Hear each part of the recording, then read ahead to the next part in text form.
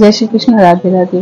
আমরা চৈতন্য রত্নমালার আদিলীলার প্রথম অধ্যায়ের 6 নম্বর শ্লোক পাঠ করব। শ্রী চৈতন্য মহাপ্রভুর অবতরণের অন্তরঙ্গ কারণ। শ্রী রাধায়াহ প্রণয় মহিমা কীদৃশো বানৈবা সাধো येनाद्भुत मधुरिमा कीदृशो वा मदीयः शौखञ्चाशा मदनुभवत कीदृशं वेति लोभात्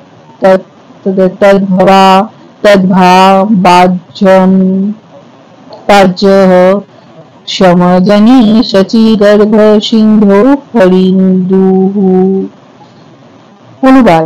শ্রী রাধার প্রেমের মহিমা কি রকম? বলছে শ্রী রাধার প্রেমের মহিমা কি রকম?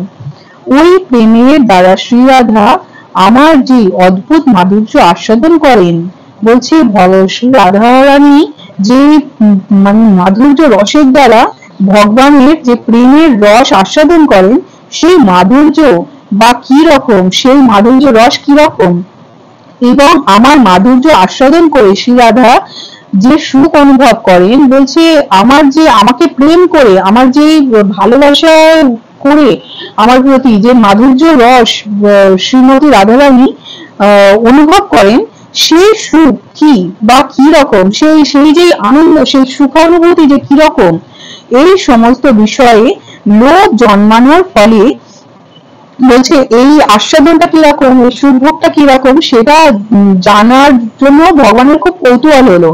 সেই আসল বিষয়ে লোভ উৎপন্ন হলো যে সেইটা কিরকম, সেই স্বাদটা, সেটা জানার জন্য জন্মানোর ফলে শ্রী রাধার ভাবযুক্ত হয়ে, তখন কি করলো, শ্রী রাধার ভাবযুক্ত হয়ে শ্রীকৃষ্ণ রূপ চন্দ্র, বলছে শ্রীকৃষ্ণ রূপ চন্দ্র শচী গর্ভ সিন্ধুতে, শচী মাতার গর্ভে আবির্ভূত হয়েছেন। মঙ্গলাচরণ।